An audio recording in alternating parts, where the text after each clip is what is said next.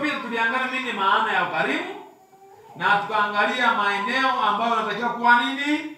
Mkarimu. Sawa jamani Lakini leo nataka nizungumze maeneo mawili kama nitapata kibali.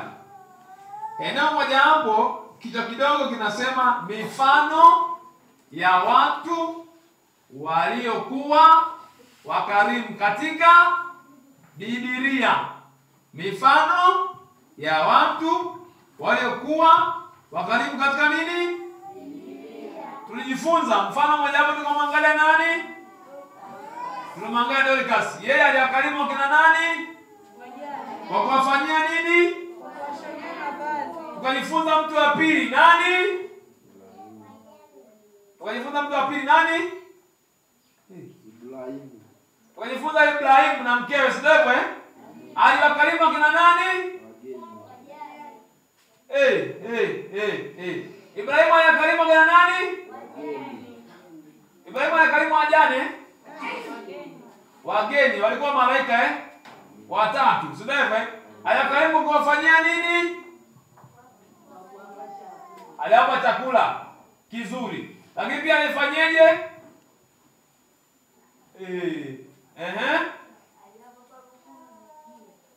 Aliwapa eneo au alikaleta eneo la kufanyaje? La kupumzikia. Ndio maana nasema nini? Pandeni miti, mpate kivuli. Wakati mwingine mnakaribisha wageni kwenye nini pale kwenye kivuli, ndani joto. Hatuna feni, hatuna kiyoyozi. Kwa hiyo mnakaribisha nje pale kwenye miti pale vizuri. Sasa kama upande miti ndugu yangu, ni changamoto. Wakati nani ambao kwao kuna miti, amepanda miti. Tukapanda nini? Miti ya kivuli, miti ya matunda. Sawa jamani? Hapa nyinyi kazi ngine hapo simepanda. Kuna miti ya asili na kuna mingine imepanda. Nataka mwende kupanda na mingine. Sawa jamani? Lakini leo nataka nimzungumze mtu mmoja. Alafu nikitoka hapo niingie kipengele kingine kama Mungu atanipa nafasi. Nizungumze mtu mmoja anaitwa Msamaria. Sema Msamaria. Sio Msamaria wa Mtibwa. Ile kama kienyeji hapana, anasema Msamaria kwenye nini? Kwenye Biblia. Kwa hiyo leo nataka tumpitie huyu Msamaria jinsi alivyokuwa nini? Mkarimu kwa watu. Sawa jamani Andika hapo. Tumesema mifano ya watu waliokuwa wakarimu katika nini? Biblia. Mtu mmoja wapo ambapo tunajifunza leo, tumemwangalia Dorcas, tumemwangalia mwanamke Msamaria, tumemwangalia Ibrahimu na mke wake, tumemwangalia yule mwanamke Mshunami na mume wake. Sio jamani? Tumejifunza watu wangapi hao? 4. Kama mifano ya kwetu tusaidia kuiga. Lakini mfano huu wa leo ni wa 5. Unasema Msamaria. Kitabu cha Luka Mtakatifu sura ya 10. Luka Mtakatifu sura ya 10 mstari wa 30 mpaka 37. Luka Mtakatifu sura ya 10 mstari wa 30 mpaka 37. Tunajifunza habari za Msamaria. Alikuwa ni mkarimu. Na hata sisi leo tunataka tuige ukarimu huo. Uliyepata?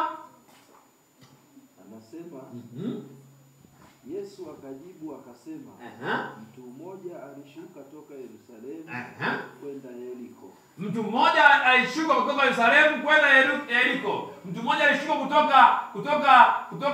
kutoka makazi mapya kuelekea makutano. Akaangukia kati ya wanyang'anyi. Akavamiwa na wanyang'anyi. Akavamiwa na majambazi. Akavamiwa na watekaji. Wakamvua nguo, wakamtia jeraha, wakaenda zao, wakamwacha